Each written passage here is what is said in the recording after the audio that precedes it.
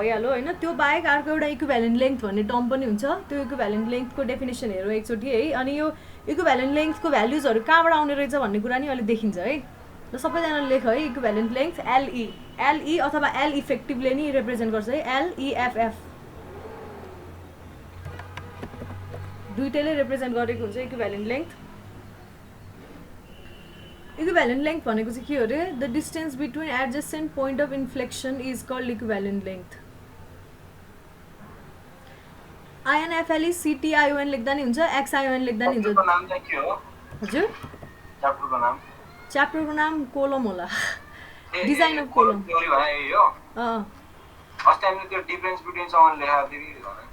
Difference between लेख्यौँ होइन, एउटा सर्ट कोलम लङ कोलम, अनि त्यसपछि अर्को पनि हुन्छ मिडियम कोलम भनेको थिएँ है मैले।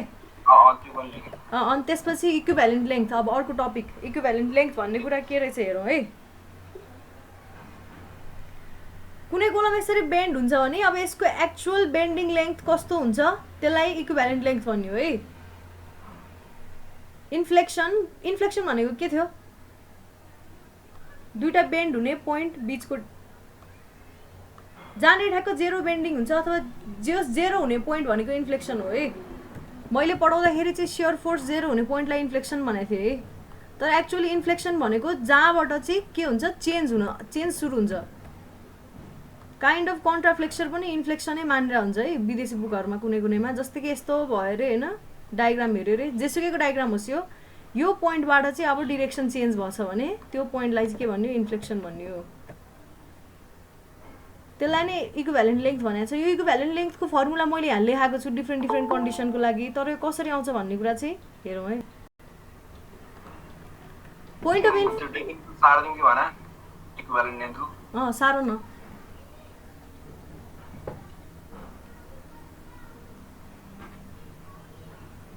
तिमीहरूको एसेसमेन्ट फेरि राख्नु भएको रहेछ है, जम्मा 40 मार्क्सको राख्नु भएको रहेछ। सबै अहिलेसम्म यो च्याप्टर 8 सम्मै पढ्नुपर्छ है, कोलमको पनि जतिसम्म भ्याइन्छ त्यतिसम्म। अनि सबैजनाले बिगारेको टपिक चाहिँ त्यो मोमेन्ट अफ इनर्सिया क्यालकुलेट गर्दाखेरि आइएक्सवाई क्यालकुलेट गर्दाखेरि बिगारेको थियो। त्यो एकचोटि यसो हेरौँ न बा भयो हुन्थ्यो है। तिमीहरूलाई नआएरै बिगारे हो कि नपढेर बिगारे हो कि के हो? कस्तो भनेपछि त्यस्तै क्वेसन एउटा त्यस्तै खाले क्वेसन थियो हैन बुकमा। अनि त्यसमा खाली एक दुईवटा त्यो मेजरमेन्ट मात्रै फरक छ के, अरु सबै सेम छ के। अनि तिमीले बुकको सारेको एकचोटि किन भन्ने क्वेसन गर्नु पर्दैन, बुकमा मिस्टेक हुन्छ भन्ने हुन्छ। सारेको हैन, गर्न त ट्राई गरे। अब अनि अलि आइएक्सवाई गर्दाखेरि मैले के भनेको थिएँ, आइएक्सवाई 0 सबैको 0 मानेको छ तिमीहरूले। एरियावाला टर्मलाई मात्र राखेर मेन आइएक्सवाई कै फर्मुलालाई 0 मानेको छ धेरैजनाले। कतिजनाले 0.0165 हाल्नुपर्ने ठाउँमा 0.165 हालेर बिगारेको छ। एउटाले बिगारेको छ, बाँकीले सारेको छ होइन। एउटाले चाहिँ त्यो 0.0165 वाला टर्मलाई नै राखेको छैन, B square D square divide by 72 भन्ने टर्मलाई नै राखेको छैन। अनसिमेट्रिक एक्स एक्सिस र वाइ एक्सिसको अबाउटमा अनसिमेट्रिक फिगर जस्तै कि ट्रायङ्गल, जस्तै कि के हो मैले यस्तैमा पढाएको थिएँ, जस्तै कि हो के क्वार्टर सर्कल ट्रायङ्गलहरूको के एक्जिस्ट गर्छ, आइएक्सवाईको आफ्नै भ्यालु पनि एक्जिस्ट गर्छ। यो बाहेक तिमीहरूले यसमा प्लस ए अनि त्यसपछि वाइ माइनस वाइ बार एक्स माइनस एक्स बार त छँदैछ होइन। त्यो बाहेक आइएक्सवाईकै आफ्नै भ्यालु पनि एक्जिस्ट गर्छ। त्यसको फर्मुला कि positive B square D square by 72 कि negative B square D square by 72 हुन्छ। त्यो केमा डिपेन्ड गर्छ भनेको थिएँ, यस्तो स्लोपमा। यो ट्रायङ्गल हो भने अहिले एकछिन छोड इक्विभ्यालेन्ट लेन्थ थियो सर र एरिया ल। एउटा भर्टिकल हरिजन्टल लाइन बनाउने, जहिले बेससँगको हरिजन्टल लाइन बनाउने, त्यहाँबाट एङ्गल ड्र गर्ने। यो के हो पोजिटिभ स्लोप हो कि नेगेटिभ स्लोप हो? यो नेगेटिभ स्लोप, त्यही भएर negative B square D square by 72 हुने भयो। यस्तो खाले ट्रायङ्गल छ भने अब यसरी बनायो अनि त्यसपछि यसरी एन्टी क्लकवाइज घुमाऊ, पोजिटिभ हुने रहेछ यसको। यो ट्रायङ्गल चाहिँ यस्तो छ। त्यसै गरी मुनितिरको ट्रायङ्गल छ अरे, लु सबैजनाले हेर है, अहिले मुनितिरको ट्रायङ्गल छ अरे। लु अब हरिजन्टलबाट यसरी लग्यो, नेगेटिभ भयो। यस्तै के भनेको थिएँ है मैले, हो नेगेटिभ र पोजिटिभ पत्ता लगाउनु पर्यो। त्यसै गरी ट्रायङ्गल छ भने नेगेटिभ पोजिटिभ भ्यालु कसरी खोज्ने। त्यसै गरी अब यो सेमी के अरे क्वार्टर सर्कल छ भने नेगेटिभ पोजिटिभ भ्यालु कसरी खोज्ने। यो 90 डिग्री भएको पोइन्टमा होइन कि, जहाँनिर क्वार्टर सर्कलको यस्तो हुन्छ त्यसमा चाहिँ यस्तो स्लोप बनाएर हेर्ने अनि त्यसपछि त्यसले चाहिँ नेगेटिभ स्लोप बनाउँछ कि पोजिटिभ स्लोप बनाउँछ हेर्ने भनेको थिएँ। त्यो हेरेर माइनस राख्ने कि प्लस राख्ने डिसाइड गर्ने। त्यसपछि क्वार्टर सर्कल भने 0.0165 r⁴ वाला फर्मुला छ। IXY को फर्मुला बिगार्यो भने माफ पाऊँ है, यस्तै 0.0165 नै छ जस्तो लाग्छ है। अनि त्यो ट्रायंगल हो भने b² d² अथवा h² डिवाइडेड बाई 72 त्यो वाला टर्म नै राखेको छैन तिमीहरूले। एउटा टोलीले के गरेको छ, सबै फर्मुला राइट हालेको छ, क्याल्कुलेसन रङ गरेको छ। अनि क्याल्कुलेसन केसँग मिल्न गएको छ भन्दाखेरि त्यो जुन टोलीले त्यो केही नराखिकन मिलाएको छ नि त्यो वाला टोलीसँग मिल्न गएको छ हेर है। अब त्यो आधा आफूले गरेर आधा उसको एन्सर सार्दाखेरि यस्तो हुन्छ के। एउटाले खुरुकन क्याल्कुलेटर थिच्दिएको भए त्यहाँ अरू 2-3 जना हुन्थे जो फुल्ली पास हुन्थे। त्यस्तोरी बिगारेको छ, कसैले के गरे जस्तो। ल अब यो हेर, पोइन्ट अफ इन्फ्लेक्सनको डेफिनेसन लेख्यो है सबैजनाले। के भनेको छ यहाँ, पोइन्ट अफ इन्फ्लेक्सन चाहिँ कहाँ भेटिन्छ अरे, कोलमको एन्डमा भेटिन्छ जुन चाहिँ फ्री टु रोटेट हुन्छ अरे।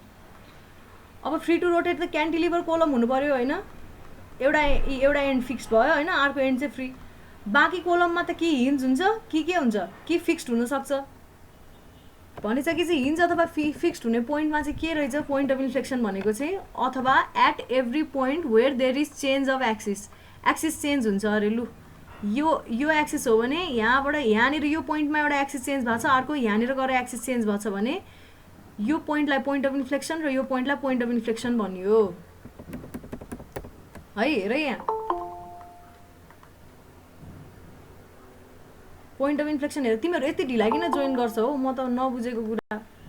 क्लास सुरु हुन्छ 1 बजेदेखि 1:30 बजे जोइन गर्न आएको छ कोही। पोइन्ट अफ इन्फ्लेक्सन दुवै एन्ड हिन्ज हुँदाखेरि कसरी रोटेट गर्ने रहेछ तिम्रो यो कोलम भन्दाखेरि यहाँ ड्र गर है सबैजनाले। पोइन्ट अफ इन्फ्लेक्सनको डेफिनेसन लेख्यो होला। अब first condition both ends hinged हुँदाखेरिको कन्डिसन हेरौँ। त्यो बेलामा यसरी रोटेट गर्ने रहेछ, ठ्याक्क एउटा पोइन्टबाट अर्को पोइन्टसम्म रोटेसन कम्प्लिट हुने रहेछ। त्यही भएर एली इज इक्वल टु नै लेन्थ बराबर हुने रहेछ। यति लेन्थ बराबरमा तिम्रो पोइन्ट अफ इन्फ्लेक्सन आएको छ। अर्को एउटा पोइन्ट अफ इन्फ्लेक्सनबाट अर्को पोइन्ट अफ इन्फ्लेक्सन एउटा लेन्थ बराबरमा आएको छ है। त्यही भएर एली इज इक्वल टु एल हुने रहेछ। यो चाहिँ याद गर्ने, बोथ एन्ड हिन्ज हुँदाखेरि एली इज इक्वल टु एल। त्यसै गरी एउटा एन्ड फिक्स छ अरे, अर्को एन्ड चाहिँ फ्री टु रोटेट छ अरे, मतलब क्यान्टिलिभर जस्तो भयो क्या यो कोलम। यो क्यान्टिलिभर कोलमको कन्डिसनमा चाहिँ Le is equal to 2 times of L हुन्छ अरे।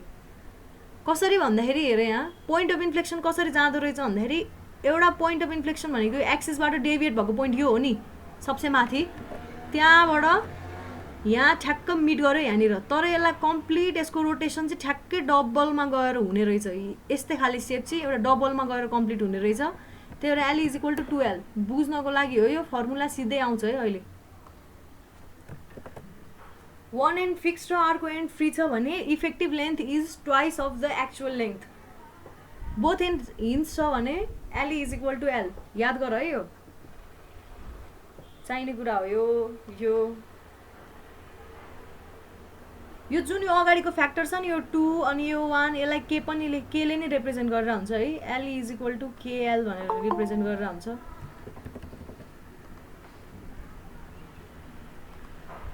लेख यहाँसम्म, लेख्यो कि लेखेन? लेख्यो ल। अनि एरिया क्याल्कुलेट गर्दा पर्ख है, म त्यो एसेसमेन्टको एउटा सर अर्को पनि भनिदिन्छु। एरिया क्याल्कुलेट गर्दा हलो सिलिन्डर छ भनेपछि टोटल एरिया भनेको यति सलिड पार्टको एरिया मात्रै क्याल्कुलेट गर्नुपर्ने। तिमीहरूले पाई आर स्क्वायर एउटाको एरिया इन्टरनल एरिया, ल इन्टरनल रेडियस सानो आर छ अरे, एक्सटर्नल रेडियस क्यापिटल आर छ भने pi r square minus pi r square हो कि यतिको एरिया। दुईटाको एरियाको सबट्र्याक्सन हो सिम्पली। अथवा pi d square by 4 minus pi d square by 4, pi d square minus d square by 4 लेख्न पर्ने होइन। तिमीहरूले के गरेको छौ, डी माइनस डी को होल स्क्वायर बाई 4 गरेको छ क्या, डी माइनस डी को होल स्क्वायर बाई 4 गरेको छ।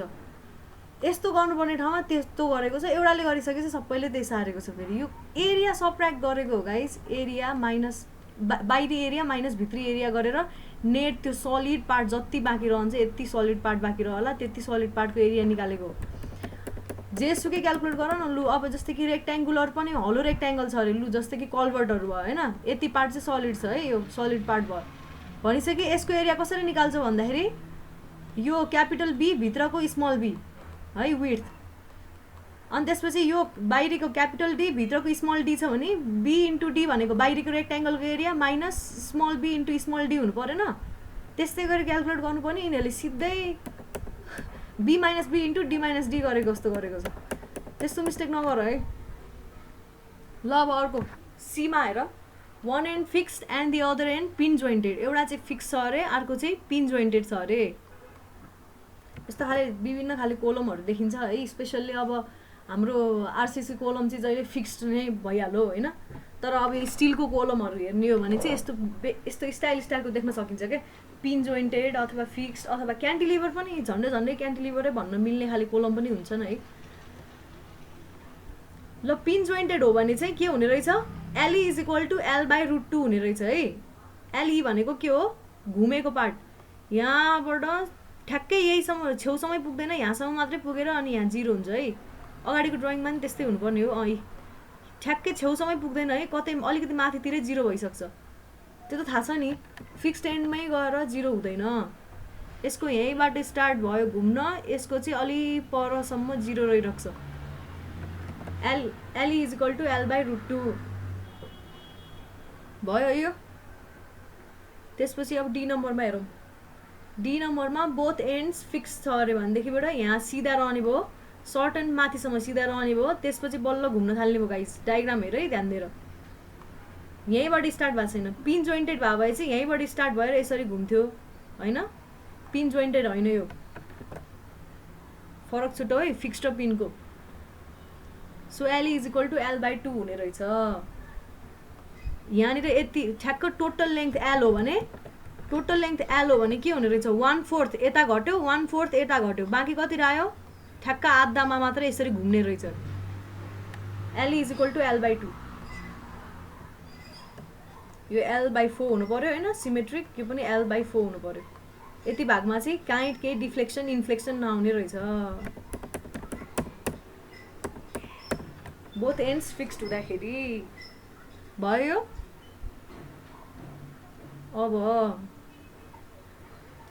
अब म बक्लिङ लोड भनेको के हो भनेर बुझाउँदैछु है। अस्ति मैले के पढाएको थिएँ अरे, बक्लिङ गर्नु भनेको के हो अरे, मैले कसरी इमेजिन गरेँ भनेको थिएँ, एउटा थिन स्ट्रलाई लिएर अथवा एउटा थिन लौरीलाई लिएर यसरी तिमीले बङ्गाउनु, मतलब त्यसलाई यसरी कुचाउनु खोज्यो भने बाङ्गेको जस्तो भनिसकेपछि, अनि त्यो अब थोरै अमाउन्ट अफ लोडमै त्यो बाङ्गेला भन्ने त ग्यारेन्टी हुँदैन। थोरै अमाउन्ट अफ लोड लायो अरे, ल यसरी थोरै अमाउन्ट अफ लोड लायो बाङ्गिँदैन, अलिकति बढी लायो भने बाङ्गिन थाल्ला। यो ठ्याक्क बाङ्गिन स्टार्ट हुने लोडलाई नै बक्लिङ लोड भन्यो है। भनिसकेपछि बक्लिङ लोड भनेको के रहेछ, बक्लिङ लोड अथवा क्रिप्लिङ लोड अथवा क्रिटिकल लोड भन्यो भने तिनटै एउटै कुरा भनेर बुझ्नु पर्यो है। युजुअल्ली बक्लिङ लोड भन्नाले चाहिँ हामीले अब योलर्स भन्छ कि त्यो ओइलर्स भन्छ के भन्छ है, मैले स्टाइल पारिनँ, युलर भन्छौँ हामीले होइन।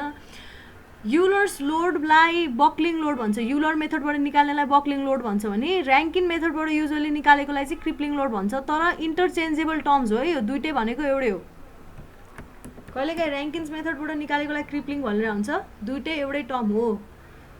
कस्तो खाले लोड हो, जसले चाहिँ बक्कल गराउँछ त्यो खाले लोडलाई बक्लिङ लोड भनियो। क्रिटिकल लोड पनि भनिने रहेछ। डेफिनेसन लेख्दैछ होला, the maximum value of force that causes buckling of column is called buckling load. Buckling लोडमा त झन्डै झन्डै फेलै हुन लागिसक्यो कोलम।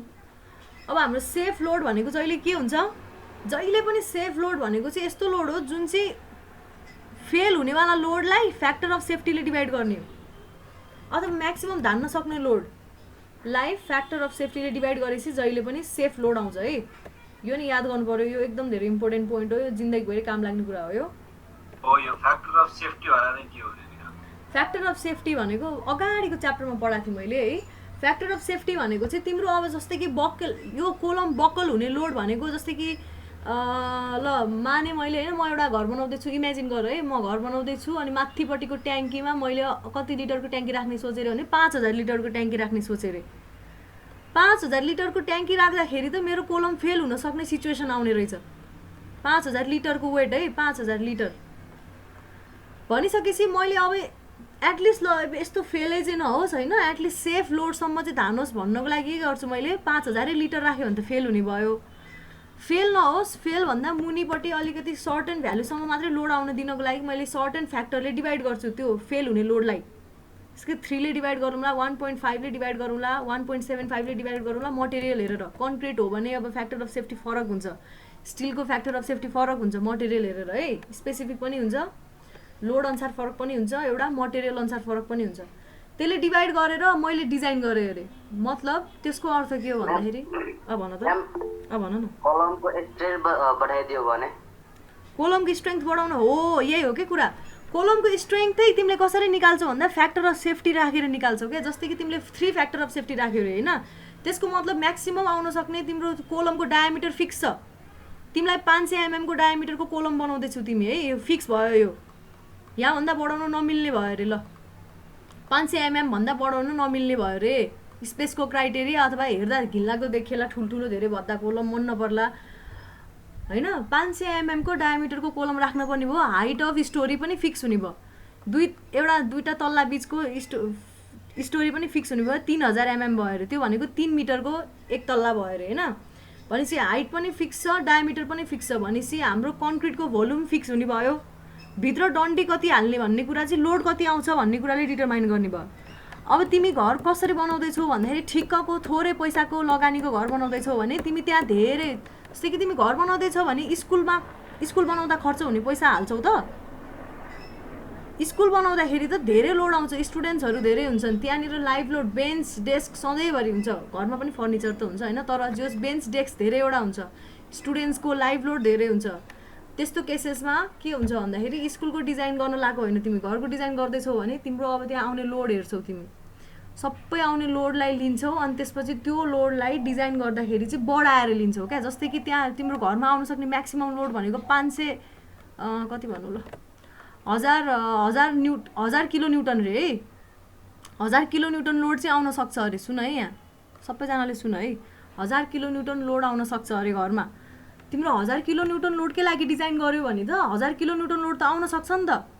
भनिसकेपछि 1000 किलो न्युटनकै लागि लोड डिजाइन गरेको छ भने 1000 किलो न्युटन लोड त आयो भने फेल भइदिन्छ क्या, ठ्याक्कै फेल हुने लोड हो नि त यो त। तिमीले यतिमा डिजाइन गर्नु भनेको ठ्याक्कै यतिमा चाहिँ अब म्याक्सिमम यतिसम्म मात्रै लिन सक्छ भनेर लियो अरे। एकजना नयाँ स्टुडेन्ट आइदियो भने अथवा बढी स्टुडेन्ट अथवा तिमीले घरमा ल 1000 किलो न्युटन लोड हिसाब गरेर छ अरे, तिमीलाई चाहिँ अलिकति यसो बाहिर प्यासेजतिर के यस्तो चेयर राख्न मन लाग्यो भने तिम्रो घर फेल हुन्छ। यो फेल नहोस् भन्नको लागि फ्याक्टर अफ सेफ्टी युज गर्छौ तिमीले। 2 तरिकाले युज गर्यो हेर। यहाँ अहिलेको कसरी युज गर्छु भन्दा 1000 किलो न्युटन लोड आउँदैछ भने म घरमा 1000 किलो न्युटनको लागि डिजाइन गर्दिनँ, अझ बढाएर डिजाइन गर्छु। फ्याक्टर अफ सेफ्टी 3 छ अरे, × 3 गर्छौ तिमीले। 3 टाइम्स बढाएर लियो भने तिम्रो अब 1000 किन 1500 नै किलो न्युटन लोड किन नआओस्, सेफ हुने भयो हो कि न। एउटा यो भयो है, एक तरिका यो भयो। अर्को सेफ लोड, जस्तै कि घर तिमीले डिजाइन अघि त डिजाइन गर्दै थियौ, कतिवटा डन्डी हाल्ने, कतिको पिलर हाल्ने। अब तिम्रो डिजाइन भइसक्यो अरे, सपोज इमेजिन गरेर डिजाइन भइसक्यो अरे, डन्डी फिक्स छ, त्यति नै एउटा डन्डी हाल्नुपर्छ, 16 mm कै डन्डी 8वटा हाल्नै पर्छ अरे है। त्यसपछि 500 mm कै डायामिटर भएको कोलम बनाउनु पर्छ अरे, गोलो कोलम बनाएको अरे सोच। अनि लेन्थ 3 मिटरकै चाहिन्छ अरे, सबै थोक फिक्स छ भने अब यसमा कतिसम्म लोड मात्रै जान दिने भन्ने कुरा भयो है। कतिसम्म लोड जान दिने भनेपछि फेल हुने लोड बक्लिङ लोड भयो। कोलम त स्योर फेल हुन्छ त्यति लोडमा, यति डाइमेन्सनको कोलम त स्योर फेल हुन्छ भन्ने थाहा पायो, तर त्यति नै लोड तिमीले जान्दियो भने त फेल हुने हो। त्यसलाई घटाएर मात्रै हाल्नु पऱ्यो क्या अब त्यहाँनिर लोड। त्यो घटाउने फ्याक्टर पनि फ्याक्टर अफ सेफ्टी नै हो, बुझ्यो। ठ्याक्कै त्यति लोड आउन नदिने, त्योभन्दा कम लोड मात्रै जाओस् त्यो बिल्डिङमा भन्यो भने फ्याक्टर अफ सेफ्टीले डिभाइड गरिदिने। डिजाइन गर्दैछौ भने अलिकति धेरैको लागि डिजाइन गरौँ न, यति लोड त आउँछ होइन, अलिकति बढीको लागि डिजाइन गऱ्यो, कहिलेकाहीँ के होला भूकम्प आइदेला के होला भनेर सेफ साइडमा बस्नको लागि चाहिँ फ्याक्टर अफ सेफ्टीले मल्टिप्लाई गरिदिने आएको लोडमा, त्यसलाई नै फ्याक्टर अफ सेफ्टी भनिन्छ। अनि अघि के भन्दै थियो, कोलम म बलियो बनाउँछु नि त भन्यो नि, हो कोलम बलियो बनाउने भनेको डिजाइन गर्दाखेरि हो क्या। यति लोड त आउँछ अब अझै बलियो बनाउँदैछौ क्या तिमी फ्याक्टर अफ सेफ्टीले मल्टिप्लाई गरेर। यो कन्डिसनमा चाहिँ तिम्रो अलरेडी आइसक्यो भन्ने कुरा बुझिन्छ है। सबैजनाले बुझ्यो? अब यो भन्दै गर्दाखेरि अस्ति एसेसमेन्टको एउटा क्वेसनमा के थियो, कुन चाहिँ भ्यालु लिने भन्नेवाला जहिले झुक्किन्छ है, कहिले कहिले थोरै भ्यालु लिने, जस्तै कि थिकनेस आयो अरे होइन, दुईवटा भ्यालु आयो अरे, दुईवटा कन्डिसनबाट चेक गरे, सुन है सबैजनाले, दुईवटा कन्डिसनबाट चेक गर्दैछौ रे, तिमी थिकनेस अब बढाएर लिने कि एउटामा थोरै भ्यालु एउटामा धेरै भ्यालु आयो अरे है, कहिलेकाहीँ थिकनेस थोरै पनि लिएर हुन्छ, कहिलेकाहीँ थिकनेस धेरै पनि लिएर हुन्छौ क्या, त्यो केमा हेर्ने रहेछ अरे, डिजाइन गरिरहेछौ कि एनालाइज गरिरहेछौ भन्ने कुराले थिकनेस धेरै लिने कि थोरै लिने फरक पार्छ है भन्न खोजेको हो। जस्तै कि तिमीले फिल्डमा तिम्रो म्याक्सिमम लोड आउन सक्ने भनेको म्याक्सिमम सिग्माको भ्यालु, एउटा सिग्मा बेन्डिङ आयो अरे सर्टन भ्यालु होइन, अर्को चाहिँ सिग्मा स्ट्रेस के भन्छ यसलाई सियर स्ट्रेस आयो अरे, तिमीले दुइटैको लागि सेफ हुने गरी डिजाइन गर्नु छ भनेर हेरे, यहाँ म्याक्सिमम बेन्डिङ स्ट्रेस पनि छ, म्याक्सिमम सियर स्ट्रेस पनि छ, यो दुइटालाई सेफ हुने गरी डिजाइन गर्नु पर्यो अरे भनेदेखिबाट टीको भ्यालु दुईटाबाट गर्दाखेरि जुन चाहिँको ग्रेटर आउँछ त्यही नै भ्यालु लिनु पर्यो, किनभने दुईटैमा पास हुनु पर्यो नि होइन, दुईटैमा पास हुनु पर्यो नि त, थोरै भ्यालु लियो भने एउटामा फेल हुनसक्छ के, त्यही भएर यो बुझ्न एकदम जरुरी छ, कहिले थोरै भ्यालु लिने कहिले धेरै भ्यालु लिने भन्ने कुरा बुझ्न एकदम जरुरी छ है। बुझ्यो कि बुझेन यहाँसम्म? पास गराउन खोज्दैछौ कि सेफ गराउन खोज्दैछौ कि के गर्दैछौ त्यो चाहिँ बुझ्नु पर्यो है। फेभरेट भइरहेछ ल, यहाँसम्म भयो। अब हामी चाहिँ टपिकमा छिर्यौँ है, त्यो अघिको इन्ट्रोडक्सन जस्तो थियो। अब हामी लङ कोलमको लागि युलर्स मेथड भन्ने छ, Euler's theory for long column, Euler's के भन्छ है, यसको प्रोनाउन्सिएसन ओइलर हो क्या र। यसको एजम्पसनहरू हेरौँ, सबैजनाले लेख है। सबसे फर्स्ट एजम्पसन छ the column is initially straight and of uniform lateral dimension, भन्नाले कोलम चाहिँ ट्रापेजोइडल छैन भन्नु खोजेको है। नभए पनि लु एकैचोटि यस्तो ड्रास्टिक चेन्जेसहरू आउँदैन अरे क्रस सेक्सनमा भने, त्यस्तोलाई के भन्यो, युनिफर्म ल्याटरल डाइमेन्सन भएको भन्यो।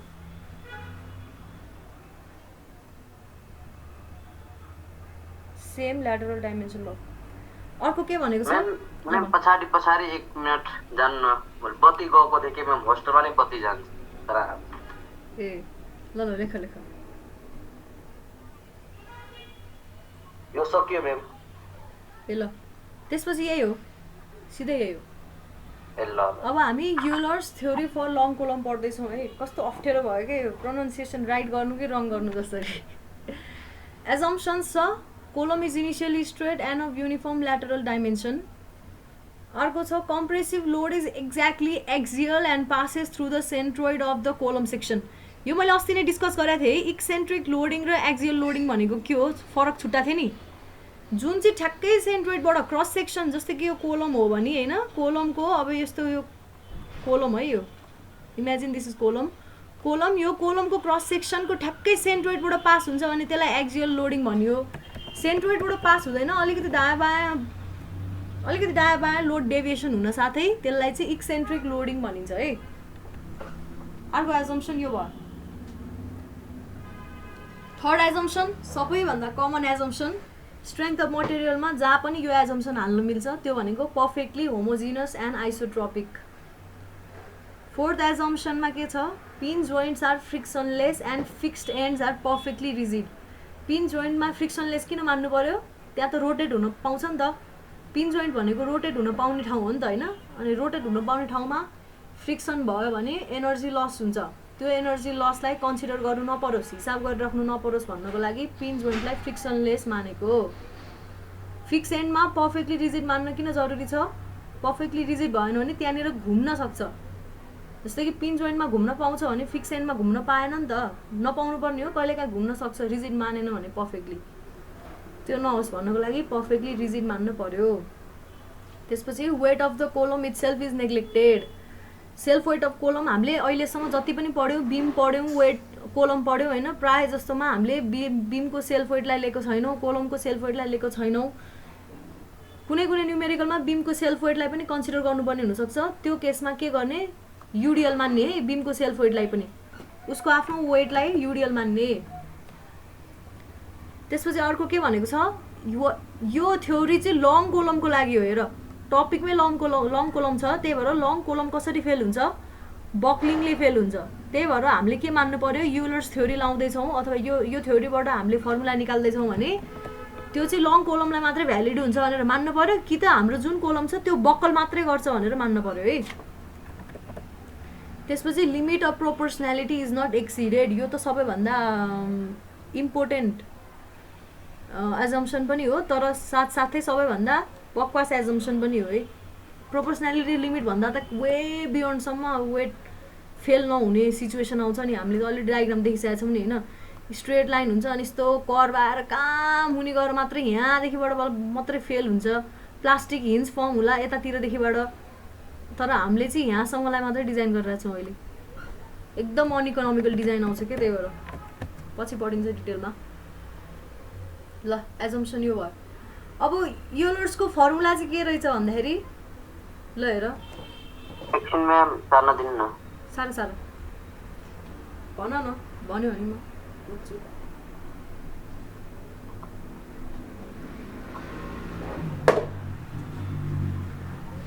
च्याप्टर धेरै लामो छैन है, धेरै लामो छैन, धेरै गाह्रो पनि छैन। कोलम चट्ट मिलाउनु पर्यो, बिमबाट पनि धेरै जस्तो कुराहरू मिल्छ नै है। च्याप्टर 7 अलिकति लामो च्याप्टर भएर मात्रै हो, नभए त्यो पनि सजिलो थियो। तिमीहरूले सबैभन्दा सजिलो टपिक बिगारिरहेको छौ क्या, मोमेन्ट अफ इनर्सियावाला टपिक बिगारिरहेको छौ, जब कि त्यसमा केही पनि छैन। म्याम योबाट थ्योरी अनि न्युमेरिकल नि आउँछ? न्युमेरिकलै हो आउने भाइ, कहिलेकाहीँ अब थ्योरी पनि, जस्तै कि यो युलरको फर्मुला कुनै एउटा 4वटा कन्डिसन हुन्छ, कुनै एउटा कन्डिसनको लागि निकाल भनेर पनि सोधिरहन्छ, नभए न्युमेरिकलै सोध्छ प्रायः जस्तो स्टुडेन्ट। यो च्याप्टरबाट 8 मार्क्सको आउँछ है क्वेसन, कहिलेकाहीँ डेभिएसन हुनसक्छ, तर एक्चुअली स्पेसिफाइड मार्क्स भनेको चाहिँ 8 हो।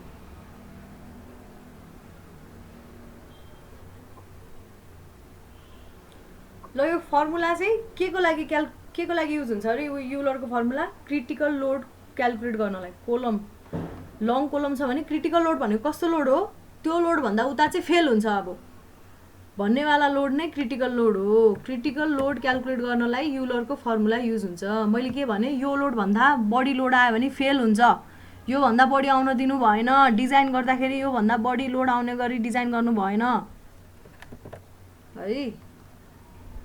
ल लेख है, P Euler is equal to pi square EI by LE square. यो एलई एकदम फोकस गरिरहेको छु म, एलई स्क्वायर। यो फर्मुला अहिले यतिकै लेख होइन, कहाँबाट आयो भन्ने कुरा अहिले देखिन्छ है। जुनसुकै कन्डिसनको लागि नि यो भ्यालिड हुन्छ, किनभने एलीको ठाउँमा अब कन्डिसन हेरेर अब एलीको ठाउँमा L/2 राख्ने हो कि एल मात्रै राख्ने हो कि L/√2 राख्ने हो कि हैन, त्यही अनुसार गर्न सकिन्छ। ल P Euler is equal to pi square EI divided by LE square। कस्तो अप्ठ्यारो हुने क्या Euler भन्न त। E भनेको where E is equal to modulus of elasticity, I भनेको least moment of inertia of the cross section of column। यो पनि याद गर्नु पर्यो, यो I हैन, I mean हो है, मिनिमम I least हुनु पर्यो, least moment of inertia।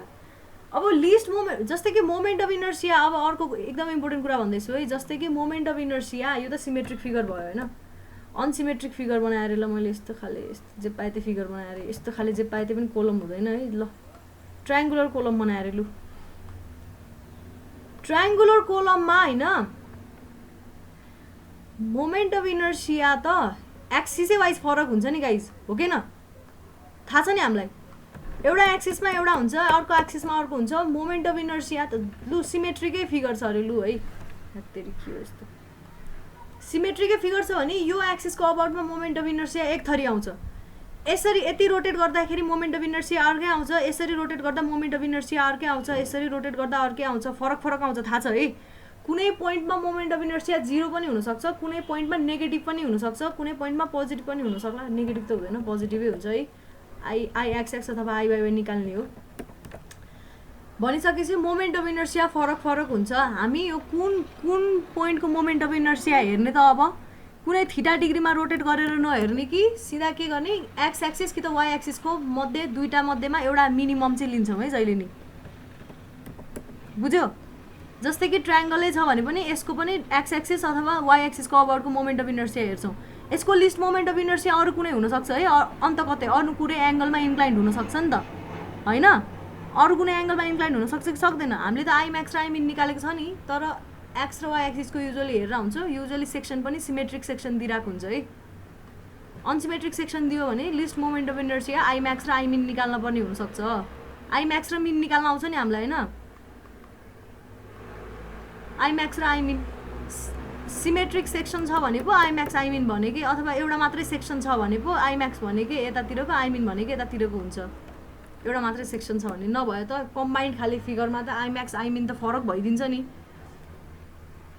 र एली भनेको इक्विभ्यालेन्ट लेन्थ हो है।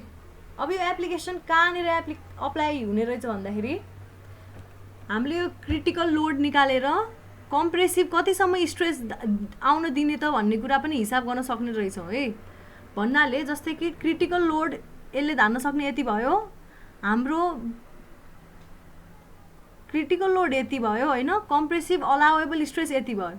यदि पी चाहिँ होइन क्रिटिकल लोड आउन सक्ने क्रिटिकल लोड चाहिँ ग्रेटर देन हाम्रो अलावेबल भन्दा पनि ग्रेटर भयो भने यो कोलम फेल हुने भयो भनेर थाहा भयो नि त। यसरी डिजाइन गर्नको लागि यो फर्मुला चाहिँ हेल्प हुने रहेछ। लेख है,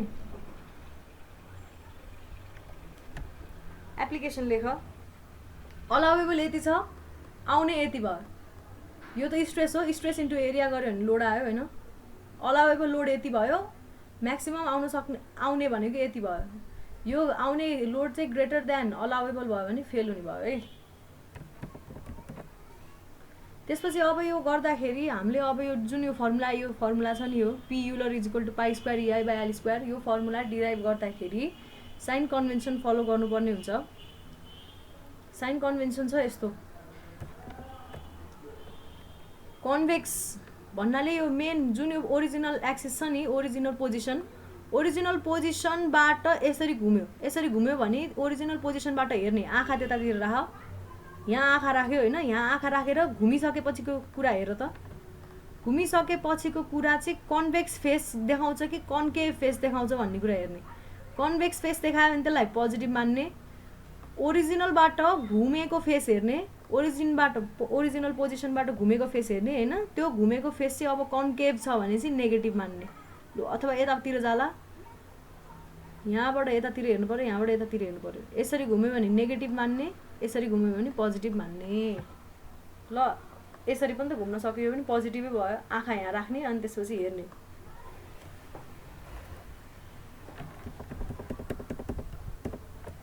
साइन कन्भेन्सन यो भयो है। अब हामी डिफ्रेन्ट केसेसको लागि कसरी यो युलर फर्मुला निकाल्न मिल्ने रहेछ हेर्छौँ है। अनि यो एली भनेर किन दिएको रहेछ भन्ने कुरा पनि बुझ्छौँ है। अहिले एल इफेक्टिभ भन्ने त्यो फर्मुला कहाँबाट आएर रहेछ भनेर पनि बुझ्छौँ। एक त अब्जर्भेसनबाट भयो होइन, यस्तो कन्भेक्स कन्केभ यताउता अघिको मैले भने जस्तो। अर्को चाहिँ यही फर्मुला डिराइभ गर्दाखेरि एली र एलको रिलेसन ठ्याक्क देखिन्छ। साइन कन्भेन्सन बनायो सबैजनाले, this is not very important, तर याद गर न। क्लकवाइज एन्टी क्लकवाइज टर्ममा पनि याद गर्दा हुन्छ।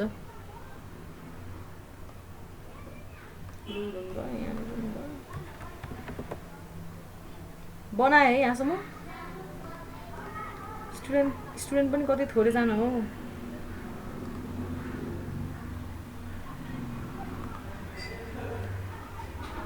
ल भयो है। अब डेरिभेसन अफ योलर्स फर्मुला, योलर्स के हो है, यो फर्मुला हेरौँ है। फर्स्ट कन्डिसन छ कोलमको दुईटै एन्ड्स, यहाँ पनि हिन्ज छ अरे, भनेको यस्तो क्या, यो हिन्ज हो नि, हिन्ज सपोर्ट अथवा पिन अथवा हिन्ज छ अरे है। यो कन्डिसनमा हामी योलर्स फर्मुला निकाल्छौँ। हिन्ज छ भने जहाँदेखिबाट हिन्ज छ त्यहीँदेखिबाट नै के सुरु हुन्छ, रोटेसन सुरु हुन्छ कि हुँदैन, यसरी बेन्डिङ सुरु हुन्छ है। एउटा ए पोइन्टमा हिन्ज छ अनि बी पोइन्टमा हिन्ज छ। मैले पहिला सुरु डायग्राम बनाएँ हेर। ओरिजिनल लेन्थ भनेको यो, ओरिजिनल पोजिसन भनेको डटेड फिगरले बनाएँ मैले होइन। माथिको पोइन्टलाई ए भने, मुन्नीको पोइन्टलाई बी भने। अब यो घुम्ने कहाँबाट भयो, माथिबाटै घुम्ने भयो मुन्नीसम्म, यसरी घुम्ने भयो। के गरेपछि घुमेको भन्दा यसरी एउटा लोड पी भन्ने लोड लागेपछि घुमेको हो। यहाँ एमा पी भन्ने लोड लागेको छ। यो लागिसकेपछि यहाँ reaction equal and opposite reaction आउनु पर्यो। पी भन्ने मैले यहाँ देखाएको छु यो है, बी पोइन्टमा रियाक्सन आउने भयो। र यति गरिसकेपछि अब मैले यसलाई एनालाइज गर्नको लागि यसरी बेन्ड भएको स्ट्रक्चरलाई एनालाइज गर्नको लागि कुनै बीबाट मतलब सबैभन्दा मुनिबाट एक्स डिस्टेन्समा हेर त यहाँ सानो एक्स डिस्टेन्समा एउटा सेक्सन लिए एक्स एक्स भन्ने सेक्सन लिए यो एक्स एक्स सेक्सन हो हैन जुन चाहिँ मैले यहाँ बनाएर देखाएको छु के भयो एक्स एक्स सेक्सनमा एक्स डिस्टेन्समा बीबाट एक्स डिस्टेन्समा एक्स एक्स भन्ने के लिए मैले सेक्सन लिए अनि यसको यो अब बेन्ड भइसकेपछि कति पर पुगेको छ इन्फ्लेक्ट कतिले भएको छ भन्दा वाईले भएको छ यो एक्स सेक्सनमा चाहिँ वाई भन्ने अमाउन्टले यसरी डिफ्लेक्ट भएको छ के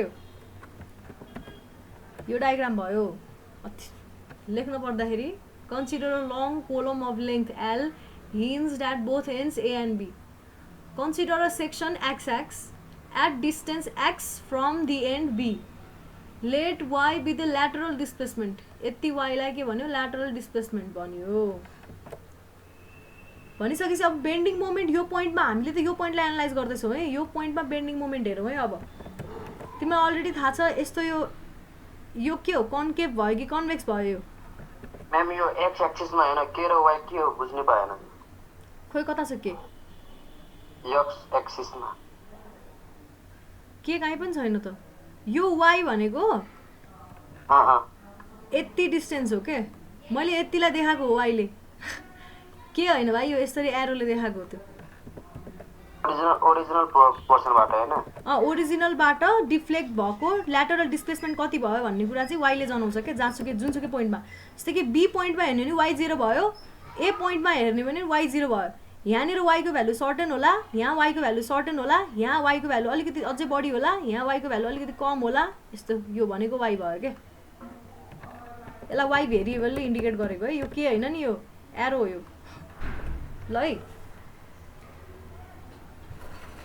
बुझ्यो है ल अब हेरौँ बेन्डिङ मोमेन्ट क्याल्कुलेट गर्दाखेरि अब हेर यहाँ कसरी घुमेको छ यो यसरी यो के फेस हो यो कन्केभ कि कन्भेक्स यहाँनिर आँखा राख अब अनि यसलाई हेर के हो यो कन्केभ नेगेटिभ हुने भयो हैन bending moment MX is equal to यो पी भन्ने फोर्स एउटा डिरेक्सनबाट हेर्दै आउँ है माथिबाट हेरौँ पी भन्ने फोर्सले यहाँनिर हेर पी इन्टु वाई हुने भएको भएन यहाँको bending moment P into Y force into perpendicular distance moment भनेको त्यही हो पी इन्टु वाई हुने भयो बेन्डिङ मोमेन्ट जुन चाहिँ नेगेटिभ हुने भयो MX is equal to minus PY यो कसरी रोटेट भएको छ अथवा यसरी बुझ्दा पनि हुन्छ यो पोइन्टमा हेर अब डिस्प्लेस भइसकेपछिको पोइन्टमा हेर एकचोटि होइन जहाँनिर सेक्सन हेर्दैछौ तिमी जस्तै कि यहाँनिर काटेको हो नि यो त होइन डिस्प्लेस पहिला यहाँ थियो यहाँबाट यहाँ काटेर गएको होइन भनिसकेपछि यो पी भन्ने लोड त यहीँनिर लाग्ने हो किनभने यो पोइन्ट त सरेको छैन नि त ए पोइन्ट त एमै छ नि त पी फोर्सले यहाँनिर कस्तो खाले मोमेन्ट दिन्छ यस्तो खाले मोमेन्ट दिन्छ है के मोमेन्ट हो यो एन्टी क्लकवाइज मोमेन्ट हो जुन चाहिँ नेगेटिभ हो त्यही भएर माइनस पिवाई लेख्दा पनि हुन्छ MX is equal to minus PY तिमीहरूले अब सबैभन्दा इम्पोर्टेन्ट कुरा सुन है यो युलर्स फर्मुलाबाट डेरिभेसन गर्दाखेरि खाली जान्नुपर्ने कुरा भनेको यति एउटा हो दुईवटा हो एउटा चाहिँ यो एउटा हो होइन मतलब यस्तो इक्वेसन कस्तो आउँछ जस्तै कि अहिले अब दुइटै हिन्स छ भने माइनस पिवाई आउने रहेछ अनि अर्को बुझ्ने भनेको सल्युसन कस्तो हुन्छ अहिले त्यो हेर्दै जाउँ है ल bending moment at X X यो एक्स एक्स सेक्सनमा bending moment MX is equal to कति आउने रहेछ माइनस पिवाई आउने रहेछ अनि हामीलाई के थाहा छ फ्लेक्सर इक्वेसन त्यो भनेको प्योर बेन्डिङको कन्डिसनमा हेर्ने हो अहिले हामीले अब यहाँनिर आउने सेयर हेरेर छैनौँ बेन्डिङलाई मात्रै हेरेर छौँ भने EI D square Y by dx square लेख्न पाइन्छ नि एमएक्सलाई यो भनेको डिस्प्लेसमेन्टवाला ए कहाँ फ्लेक्सर इक्वेसन हो यो त फ्लेक्सर इक्वेसन पनि होइन यो त के हो रे त्यो स्लोप र डिफ्लेक्सनवाला फर्मुला थियो नि स्लोप र डिफ्लेक्सनवाला फर्मुला हो यो स्लोप र डिफ्लेक्सनको रिलेसन निकाल्दाखेरि हामीले MX is equal to EI D square Y by dx square निकालेको थियौँ है भनेपछि मैले अब एमएक्सलाई रिप्लेस गर्छु EI D square Y by dx square is equal to minus PY अब हेर मैले के गर्छु यो पिवाईलाई यतापट्टि ल्याएँ इज इक्वल टु 0 गरेँ त्यसपछिको स्टेप के गरेँ D square Y by DX is equal to यो इआईले डिभाइड गरेँ सबैतिर होइन P by EI Y is equal to 0 हुने भयो है यो इक्वेसनलाई हेर त म्याथमेटिक्स स्ट्रङ हुने मान्छेले भन्यो यो इक्वेसन के इक्वेसन हो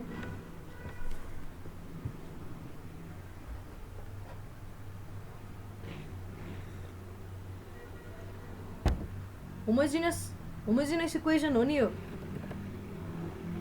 D square Y by dx square plus something into Y is equal to 0 0 छ भने यो होमोजिनियस इक्वेसन हुन्छ।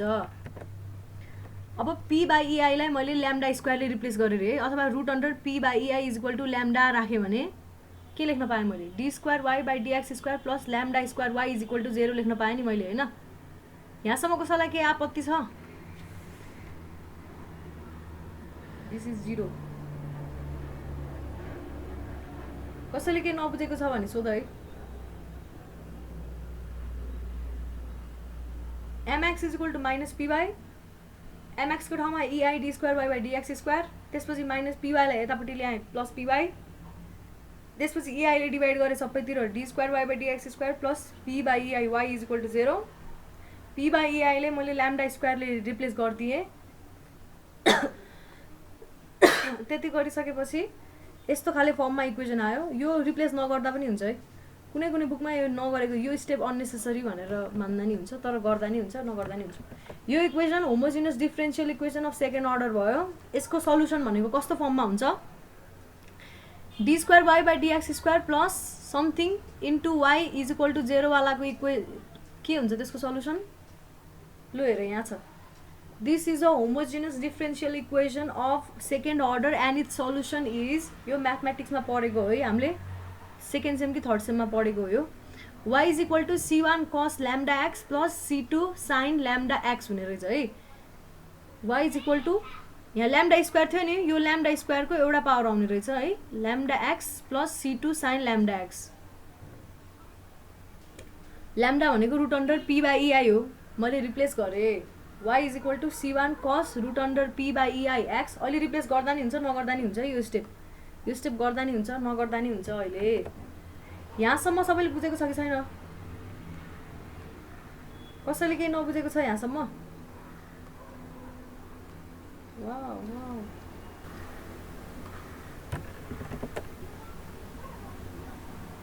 सल्युसन यस्तो हुने रहेछ। सल्युसन त हो होइन तर अब हामीलाई यहाँ c1 c2 भनेको पनि थाहा छैन भनेपछि y चाहिँ कसरी एक्ससँग भ्यारी गर्ने रहेछ हेर न यहाँ यो फर्मुलाले दियो क्या y कसरी एक्ससँग भ्यारी गर्ने रहेछ भन्ने कुरा है। तर त्यो गर्नको लागि हामीलाई अब c1 र c2 निकाल्नु छ। c1 र c2 त अननोन छ नि त even though this is the solution but it's still incomplete solution किनभने हामीलाई कन्स्टेन्टको भ्यालु अननोन छ है। भनिसकेपछि यो c1 र c2 कसरी निकाल्छौँ भन्दा बाउन्ड्री कन्डिसन युज गरेर निकाल्छौँ where c1 and c2 are the constants of integration using boundary condition at B पोइन्टमा डिफ्लेक्सन 0 हुन्छ। बी पोइन्ट भनेको बेसमा हो है टपमा होइन कि बेसमा हो मैले बी बेसमा मानेको छु। At B the deflection is 0 त्यसको अर्थ के हो बी भनेको एक्स 0 हुने पोइन्ट हो त्यसमा चाहिँ डिफ्लेक्सन पनि 0 भनेको वाई पनि 0 हुने रहेछ एक्स पनि 0 हुने वाई पनि 0 हुने रहेछ एउटा कन्डिसन त्यसलाई युज गरौँ हेर। अब हेर यहाँ यो वाई 0 हाल है 0 भयो c1 cos अब यो x भन्ने टर्म 0 हुन साथै cos something into x something into 0 भनेको 0 हुने भयो cos 0 degree plus c2 sin something into 0 0 नै हुने भयो। sin 0 भनेको 0 भयो cos 0 भनेको 1 हो त्यही भएर c1 भनेको हाम्रो इज इक्वल टु 0 आयो होइन। यो टर्म त यस्तै 0 भइहाल्यो 0 ले मल्टिप्लाई भएर एउटा c1 cos 0 भनेको 1 हो c1 इज इक्वल टु 0 भन्ने इक्वेसन एउटा आयो c1 को भ्यालु आयो हेर है। अब अर्को बाउन्ड्री कन्डिसन युज गर्छौँ बुझिरहेछ नि छिटो भएछ भने भन केही बुझेको छैन भने भन है। अर्को बाउन्ड्री कन्डिसन एट ए भनेको एक्स चाहिँ के बराबर हुन्छ एल बराबर हुन्छ X is equal to L बराबर भयो यो ए पोइन्टमा चाहिँ वाई फेरि 0 नै हुने भयो डिस्प्लेसमेन्ट छैन है त्यहाँ at A Y is equal to 0 फेरि यसमा लगेर यो वाई इक्वल 0 हाल c1 अलरेडी 0 छ प्लस c2 sin अब x को भ्यालु l हालेर त यहाँनिर c2 sin l हुने भयो है c2 sin l into root under p by ei is equal to 0 भयो है। यहाँ पुग्यौँ है हामी यहाँ यतिसम्म त कसैलाई आपत्ति छैन नि है। अब यहाँ अहिले एकदम म्याथ्समा घुसिसक्यौँ भाइ अहिले होइन कहाँनिर के बुझेन भन त ल खै भर्खर आयो बत्तीमा मेरो भन्नु ए त्यसो भए त तिमीले भिडियो हेर्नुपर्छ अब। खास के गर्नु भयो त्यो भन्दिन मलाई, मैले बुक पनि हेरिरहेको छु क्या। ए के गरिरहेको भन्दाखेरि यस्तो पिन जोइन्टेड कोलम छ हामीसँग होइन। फर्स्ट कन्डिसन पिन जोइन्टेड कोलमको चाहिँ अहिले मैले के निकाल्दैछु भन्दाखेरि के निकाल्दैछु भने युलर फर्मुला निकाल्दैछु क्या। युलरको फर्मुला है, युलरको फर्मुला कस्तो हुने रहेछ पिन जोइन्टेड कोलमको लागि भनेर निकाल्दैछु। त्यसको लागि पहिला सुरु यहाँनिर आउने मोमेन्ट चेक गर्दैछु। त्यहाँनिर आउने मोमेन्ट भनेको माइनस पिवाई हुने भयो। MX is equal to minus PY. कसरी यो पोइन्टमा हेर, यसको ओरिजिनल पोजिसन यहाँनिर, ओरिजिनल पोजिसन यहाँ भयो, डिफ्लेक्ट भइसकेपछि यहाँ यो पोइन्टमा हेर्दाखेरि यसले कसरी मोमेन्ट दिने भयो भन्दाखेरि एन्टी क्लकवाइज मोमेन्ट दिने भयो, जुनलाई नेगेटिभ मानिन्छ है सल्भ गर्दाखेरि। पी इन्टु डिस्प्लेसमेन्ट वाई भयो। पी इन्टु वाई भनेको मोमेन्ट माइनस पिवाई। एमएक्सलाई रिप्लेस गर्यो EI D square Y by dx square होइन। अनि यो पिवाईलाई यतापट्टि ल्याएँ प्लस भयो इज इक्वल टु 0। अब इआईलाई डिभाइड गरेँ P by EI Y is equal to 0। यो इक्वेसन आयो। यो इक्वेसन चाहिँ homogeneous differential equation of second degree हो यो म्याथमेटिक्समा होइन। यसको सल्युसन हेर, अब पी बाई इआईलाई मैले ल्याम्डा स्क्वायरले रिप्लेस गरेँ भनेपछि मेरो फाइनल इक्वेसन यस्तो आयो होइन। भाइ तिमीले अहिले बुझेको छैन भने अर्को गराउँदाखेरि डिटेलमा बुझ्छौ है। होइन मैले यो गरिसकेँ, मतलब यहाँ बुक हेरिसकेँ त होइन, फर्मुलाहरूसम्म त त्यो भइसक्यो, तर अब क्लियरली भन्दिनँ भन्नु। ल अब यो यसको सल्युसन भनेको y is equal to c1 cos lambda x. त्यो ल्याम्डा जुन थियो नि यहाँ ल्याम्डा छ, यहाँनिर एक्स छ है, यहाँ y भयो, यहाँ पनि y भयो। y ल्याम्डा र एक्स बिचको रिलेसन यसरी आउने रहेछ। c1 cos lambda x plus c2 sine lambda x. y र एक्स कसरी, yसँग एक्स कसरी भ्यारी हुने रहेछ त हामीले थाहा पायौँ योबाट। तर ल्याम्डा भन्ने कुरा चाहिँ नोन भयो भने तर c1 चाहिँ नोन छैन है हामीलाई। c1 र c2 चाहिँ नोन छैन। c1 र c2 निकाल्नको लागि यो चाहिँ के हो, कन्स्टेन्ट्स अफ इन्टिग्रेसन। यस्तो कुरा निकाल्नको लागि जहिले नि बाउन्ड्री कन्डिसन युज गरिन्छ। बाउन्ड्री कन्डिसन के छ फिगरमा हेर्ने हो भने मैले के भनेको थिएँ बाउन्ड्री कन्डिसनमा, यो point at B x is equal to 0 हुँदाखेरि वाई पनि 0 रहेछ। एट एमा के हुन्छ एक्स इक्वल्स एल हुन्छ नि त, लेन्थ बराबर टोटल लेन्थ बराबर एक्स चाहिँ यो हो होइन। X is equal to L हुँदाखेरि पनि वाई इक्वल 0 हुने रहेछ। दुईवटा बाउन्ड्री कन्डिसन युज गर्छौँ अब। At B the deflection is 0, deflection भनेको y. So at x equal 0 y पनि इक्वल 0 हुने रहेछ है। यहाँ सबैजनाले बुझ है, c1 र c2 गर्दाखेरिको कुरा बुझ्नु पऱ्यो है। भनेपछि यो इक्वेसन जुन छ नि यसमा लगेर वाई इक्वल 0 हाल अनि एक्स इक्वल 0 हाल। अब यहाँनिर 0 यहाँनिर 0 हाल। 0 is equal to c1 cos lambda into 0 भनेको कस 0, c2 साइन ल्याम्डा इन्टु 0 भनेको साइन 0। c1 कस 0 प्लस c2 साइन 0 भयो। साइन 0 भनेको सिधै 0 हो है होइन, केही टाउको दुखाइ छैन। कस 0 भनेको 1 हो भनेपछि c1 इज इक्वल टु 0 आउने रहेछ। c1 into 1 is equal to 0 आयो नि त। सबै केसमा यो x equal to 0 y equal to 0 हुन्छ। के केसमा? सबैभन्दा बटममा नै त्यो सबै केसहरुमा के त्यो अब सधैँ नै 0। यो x इक्वल 0 हुँदाखेरि y इक्वल 0 हुनु नै पर्यो नि। कहीँबाट त सुरु हुनु पर्यो नि त। सुरु भएको पोइन्टमा त गाँसेकै हुनु पर्यो नि, चाहे पिनले होस् चाहे फिक्सले होस् होइन। सुरु भएको पोइन्टमा कि यस्तो हुनु पर्यो कि नभए यसरी फिक्स सपोर्ट। x इक्वल 0 भएको ठाउँमा y इक्वल 0 हुन्छ नै है। यो चाहिँ एकदम कन्स्टेन्ट बाउन्ड्री कन्डिसन हो, अरू चाहिँ चेन्ज हुनसक्छ। अब x इक्वल 0 हुँदा y इक्वल 0 भयो, c1 0 आयो है। c1 0 आउने बेलासम्म कसैलाई आपत्ति छैन होला। अब अर्को कन्डिसन युज गर्छु, at x equals l y equals पनि 0 हो, किनभने बीमा पनि पिन छ। पिन भइसकेपछि यो के हुन्छ, डिफ्लेक्ट भए पनि लास्टमा आएर यहीँनिर आएर जोडिने हो नि, यसरी घुमेर यहीँ आएर जोडिने हो। त्यही भएर यो पोइन्टमा पनि डिफ्लेक्सन चाहिँ 0 हुने रहेछ। अरू पोइन्टमा डिफ्लेक्सन 0 हुँदैन है, चेन्ज भइरहेछ है। यहाँ डिफ्रेन्ट ठाउँमा डिफ्रेन्ट डिफ्लेक्सन, यहाँनिर 0 यहाँनिर 0। ल भनिसकेपछि at x equals l y equals 0 यो हाल। अब यहाँनिर ल र y को ठाउँमा 0 हाल, x को ठाउँमा l हाल। यहाँ l आयो, यहाँनिर नि l आयो है।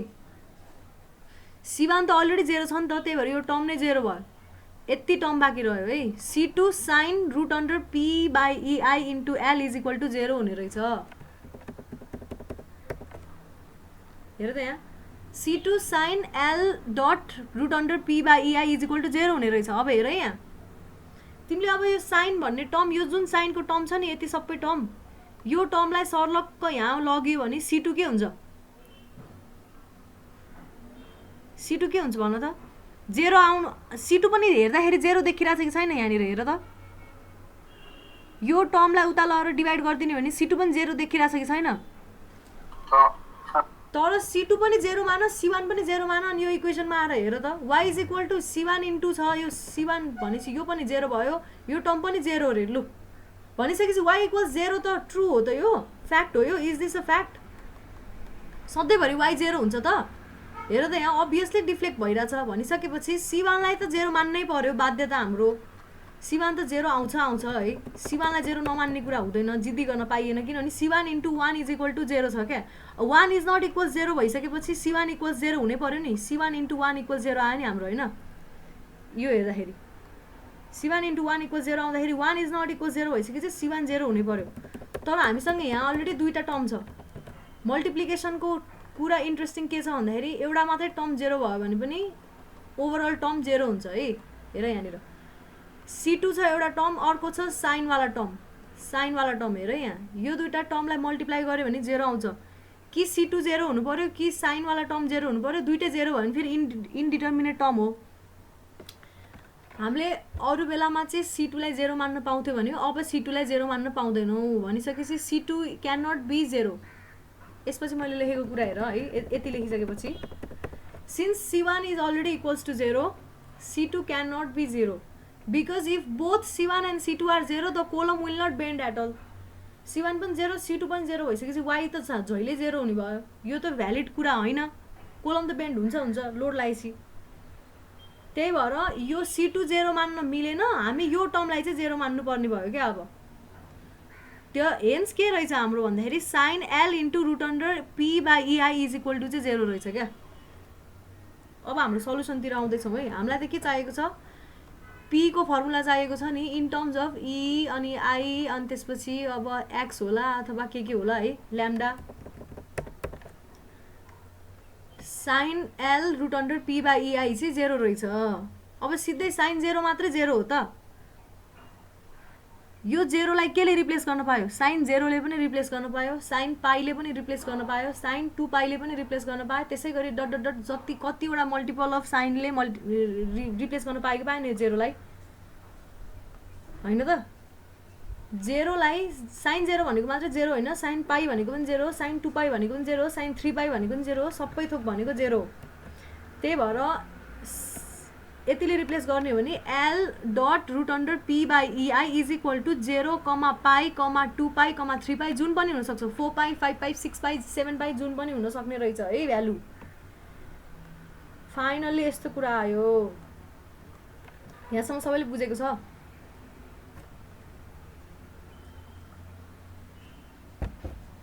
अब म यो 0 चाहिँ लिदिनँ क्या। 0 लियो भने यहाँ P र EI को रिलेसनै नआउने भयो। त्यही भएर म 0 नलिएर सबैभन्दा पहिला यसलाई जेनेरिक टर्ममा लेखेँ है। L root under P by EI is equal to N pi लेखेँ मैले है। N पाई लेख्न पाएँ नि त मैले। N चाहिँ कहाँदेखिबाट कहाँसम्म रेन्ज गर्छ अरे? 1 देखिबाट इन्फाइनाइट टर्मसम्म रेन्ज गर्ने भयो। 0 चाहिँ मैले एक्सक्लुड गरिदिएँ। 0 इन्क्लुड गरेँ भने P नै इज इक्वल टु 0 आउने भयो, लोडै नलाग्ने भयो भन्नु खोजेको त्यो मतलब भएन है। N 1 देखिबाट 1 2 3 4 डट डट डट लेख्न पाएँ नि मैले। पाई, 2 पाई, 3 पाई, 4 पाई जे आउँछ त्यसलाई N पाई लेख्न पाएँ है। N भनेको 1 देखिबाट इन्फाइनाइट भ्यालु जति पनि हुन सको भनिसकेपछि अब P को भ्यालु निकाल ल। यो P भनेकै क्रिटिकल लोड हो। यो युलर फर्मुला हो। यो डेरिभेसन युलर खै के डिफ्रेन्सिएसन मेथडहरु के छ हैन। यो फर्मुला जुन निस्कियो नि यही नै फाइनल फर्मुला हो, यही नै क्रिटिकल लोडको लागि फर्मुला हो। Therefore P is equal to के आयो? N square pi square EI by L square आयो है। L को स्क्वायर आयो। अब हामीले क्रिटिकल लोड निकाल्दाखेरि तिम्रो अब P भन्ने लोड हेर यहाँनिर यो लोड 1 भ्यालु राख, यहाँनिर N को भ्यालु 1 राख। लोड सपोज 1000 आयो रे, N को भ्यालु 2 राख्दाखेरि 2000 4000 आउने भयो नि हैन। N को भ्यालु 2 राख्दाखेरि त 4000 आउने भयो नि हैन। N को भ्यालु 1 राख्दाखेरि 1000 आउँछ भने N को भ्यालु 2 राख्दाखेरि 4000 आउने भयो भने N स्क्वायर छ नि त यहाँ। पहिला यहाँसम्म गर त सबैजनाले, अनि यहाँसम्म कसले के बुझेको छैन सोध त।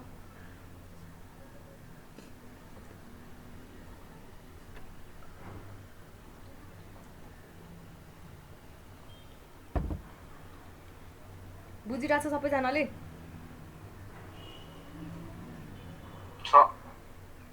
अब हेर मैले क्रिटिकल लोड भ्यालु निकाल्दैछु। त्यो भनेको क्रिटिकल लोड भनेको कस्तो लोड हो रे? कोलममा आउन सक्ने म्याक्सिमम लोड त्योभन्दा उता आउँदैन, फेल भइदिन्छ। भनिसकेपछि एनको भ्यालु 1 राख्दाखेरि यहाँ एनको लोड भने बक्लिङ लोड भन्न मिल्यो हैन? भन्न मिल्यो, त्यही नै हो अहिलेको लागि, त्यही नै हो। क्रिटिकल लोड भनेको फेल हुने लोड हो। अब एनको भ्यालु 1 राख, फेल हुने लोड 1000 आयो अरे हैन? 1000 मा फेल हुन्छ भनेर भनिसक्यो यसले। अब एनको भ्यालु 2 राखेर हेर त, एन स्क्वायर भनेको 4 भयो, 4000 हुने रहेछ। तिमी 1000 वाला लोडमै फेल हुन्छ भनेर भनिसकेपछि 4000 वाला लोडमा किन जान्छौ हैन? त्यही भएर सबैभन्दा सानो भ्यालु अब एन लिन्छौ, त्यो भनेको 1 हो। एनलाई 1 ले रिप्लेस गरिदिन्छौ, pi square EI by L square आयो फाइनल फर्मुला। यो अहिले एकछिन नलेख है, साइडमा लेख्ने कुरा हो यो। The smallest critical load is obtained when n = 1। सबैभन्दा सानो क्रिटिकल लोड नै कुन बेलामा अब्टेन हुन्छ? n = 1। n = 1 हुँदैखेरि नै फेल भइसक्छ भनेदेखिबाट n = 2 राखिराख्नु परेन। देयरफोर p भनेकै PCR = pie square EI by L effective square लेख्न पाएँ मैले, एल इफेक्टिभ अथवा एल इक्विभ्यालेन्ट। एल भनेकै के रहेछ? एल ई रहेछ यो कन्डिसनमा, बोथ एन्ड हिन्ज हुँदाखेरि नै एल इफेक्टिभ भनेकै एल ई रहेछ। बुझ्यो नि है? यसलाई नै भनिन्छ युलर्स फर्मुला। यहाँसम्म गरे पनि पुग्छ है। अब बुकमा अलिकति बढाएर गरेको छ।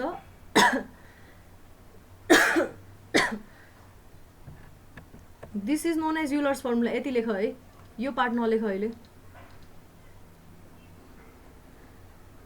This is known as Euler's formula. अब हामीलाई y निकाल्नु छ भने y भनेको कस्तो रहेछ? सेप रहेछ नि त। y ले त के जनायो भन्दाखेरि कोलमको सेप जनायो नि हैन? यो पोइन्टमा यति पर पुग्छ, यो पोइन्टमा यति पर पुग्छ भनिसकेपछि कोलम कसरी घुम्ने रहेछ भन्ने कुरा सेप जनायो नि हैन? हो, यो सेपको लागि फर्मुला चाहिँ कसरी निकाल्न मिल्छ भन्दाखेरि हाम्रो अगाडि के आएको छ यहाँनिर? L√p/EI भनेको n पाई आछ नि त। √p/EI भनेको n पाई/l आउने भयो नि त। अगाडि आछ नि यहाँनिर है, L√p/EI भनेको n पाई आछ भनेपछि √p/EI भनेको n पाई/l आउने भयो हैन? माथि हेरौँ, y = के छ? यो c1 वाला टर्म त 0 भइहाल्यो। c2 sin √p/EI x छ हैन? यो √p/EI को ठाउँमा n पाई/l हाल्दिउँ अनि ठ्याक्क यो रिलेसन आउँछ। अब चाहिँ यो लेख के, द करेस्पोन्डिङ बक्लिङ मोड सेपको पत्ता लगाउनको लागि अब चाहिँ यो लेख्नु पर्यो। यति गर्नु पर्यो पहिला सुरु हैन? √p/EI भनेको n पाई/l हुने रहेछ। यो अगाडिबाट निकालेको कुरा हो। त्यसपछि चाहिँ y = i को रिलेसनमा c2 त c2 भइहाल्यो, sin पाई x / l इफेक्टिभ। अब यो c2 धेरैवटा कुरामा डिपेन्ड गर्छ। यो c2 को भ्यालु चाहिँ अननोनै भयो है अहिलेको लागि, हाम्रो लागि c2 अननोनै भएको छ है। यो चाहिँ बक्लिङ सेप अथवा मोड सेप भन्दो रहेछ। यो बुझ्यो नि है कसरी यो लेखेको? न्युमेरिकल y = c2 sin के हो यो? पाई x। पाई x/l इफेक्टिभ। कसरी यो पाई x आको अरे भन्दाखेरि के छ? साइन रुट अन्डर के छ? p/EI * x छ नि हैन? √p/EI को ठाउँमा n पाई/l हाल्दियौ त ठ्याक्कै यही फर्मुला आउँछ। l अथवा l इफेक्टिभ, l मात्रै हो। अनि यो p = PCR = pi square E/L² के हो म्याम? यही नै हो बक्लिङ फर्मुला। तिमीले अब तिमीलाई एक्जाममा हैन यस्तो खाले दिएछ अरे, पिन जोइन्टेड दुईटैतिर हिन्ज भएको कोलम छ, त्यसको लागि कतिमा चाहिँ फेल होला, कति लोडसम्म चाहिँ राख्न पाइएला भनेर भन्यो भने तिमीले सिधा यो फर्मुला हाल्ने। यो l को ठाउँमा LE पनि लेख्न पाउँछौ। किन? l को ठाउँमा इफेक्टिभ लेन्थ भनेकै लेन्थ बराबर हो। l भनेकै LE रहेछ यो कन्डिसनमा है, दुईटैतिर हिन्ज भएको पोइन्टमा। यो l को ठाउँमा LE लेख्न पायो। यसरी युलरको फर्मुला आउने रहेछ क्या। हामीले अघि युलरको फर्मुला यतिकै लेख्यौँ तर डिराइभ चाहिँ यसरी भएको रहेछ। यो l को ठाउँमा l इफेक्टिभ लेख्दा हुन्छ अथवा LE लेख्दा हुन्छ। एक्जाममा योसँग सरोकार हुँदैन है, यो युजुअली सोध्दैन है। यो एकदमै अलिकति कम्प्लेक्स कन्सेप्ट हो। यो माथि गएर डेरिभेसन सोध्ने हो कि न्युमेरिकल चाहिँ यसबाट दुईटै सोध्छ क्या। हेरी थाहा नै हुँदैन। कहिलेकाहीँ डेरिभेसन सोध्यो भने यहाँसम्म गर्दा पनि हुन्छ। यो बक्लिङ सेप नलेखे नि भयो हैन, यहाँसम्म गर्नै पर्यो। युलर फर्मुलासम्म ती कति मार्क्स 8 मार्क्स हो भएन अलिकति थ्योरी पनि सोध्छ थ्योरी त सबै यही सेरी नै होला नि हैन र मोमेन्टसँग कम्पेयर गर्दा थ्योरी भन्नाले डेरिभेसन भन्नाले थ्योरी भन्नाले सानो सानो थ्योरी क्या जस्तै कि वाट इज बक्लिङ लोड भनेर सोध्ला अथवा what is difference between short and long column अथवा वाट इज सर्ट कोलम अथवा वाट इज के थियो अर्को एउटा टर्म स्लेन्डरनेस रेसियो भनेर सोध्ला त्यस्तो क्या क्वेसन आउट नगर्नु न क्वेसन आउट गरेको छैन भाइ ढुक्क हौ तिमी त्यस्तो भनेर ल ओ बत्ती गयो